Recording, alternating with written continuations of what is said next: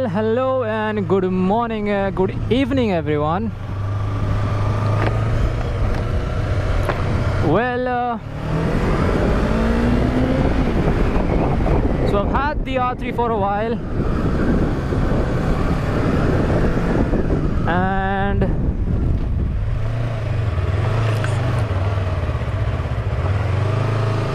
tell you what, guys, I love this bike. I love this bike. Just twist the throttle and this bike accelerates so quickly and so linearly. The power is outstanding on this bike, and that's the main reason. That's the main thing I love about this bike. So the question is, should you buy one? Well, R3 comes here in Pune at a cost of 3.66 lakhs, and that is quite expensive if you compare with RC390, if you compare with Mojo. But yes, this is a twin cylinder having producing much more power.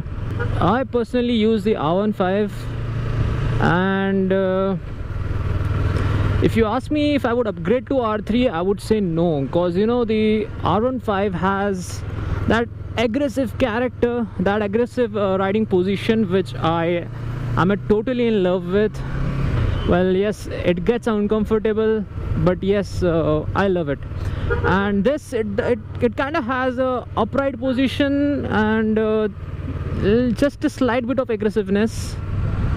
So basically this may not be the bike for me, but if you are planning to buy this bike, let me tell you guys, just definitely, if you have a plan in mind to buy this bike, then definitely go for it, because this is such an outstanding bike.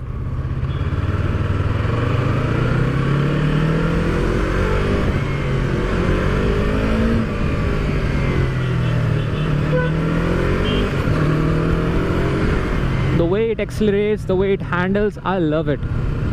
It's not a bad handler.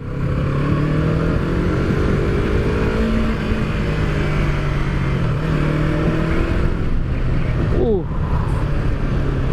So if you want like a really nice bike for your daily commute, for your weekend rides, as well as touring, then definitely this is the bike for you, because it's an outstanding. This is not a track focused bike, as Yamaha says that this is a sports bike that you can use every day.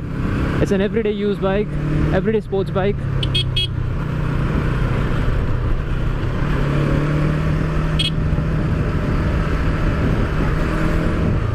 So yes, as I was saying, upgrading from an R15, you might not find this bike that much appealing,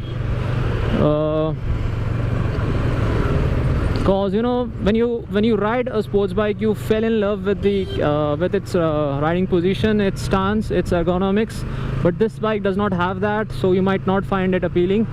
So if you ask me what bike I would go for, I would say definitely RC390. That would be the next upgrade for me, not this. The only downside of this bike, I would say, is that it sucks petrol. It sucks lots and lots of petrol. As you can see on my screen, it says the average is 22.1 kilometer per liter.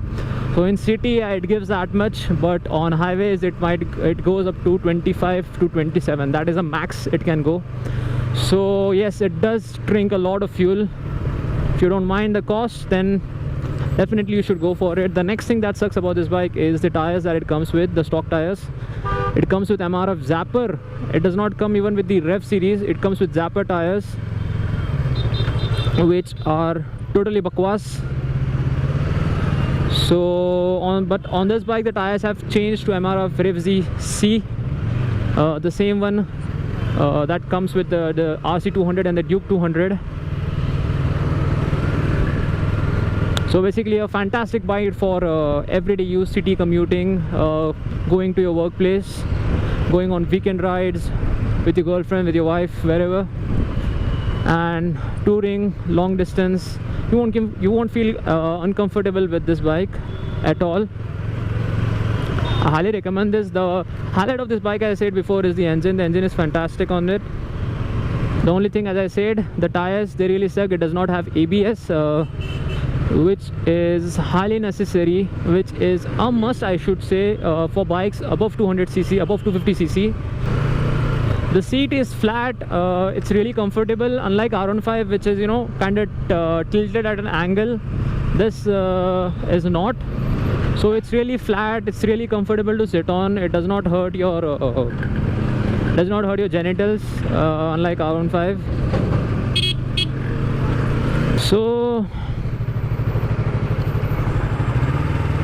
if you're looking for a street bike, what I recommend is basically wait for the MT-03 to launch in India, because that bike will be much lighter than this bike because without the fairing it will be much lighter, and they basically both have the same power.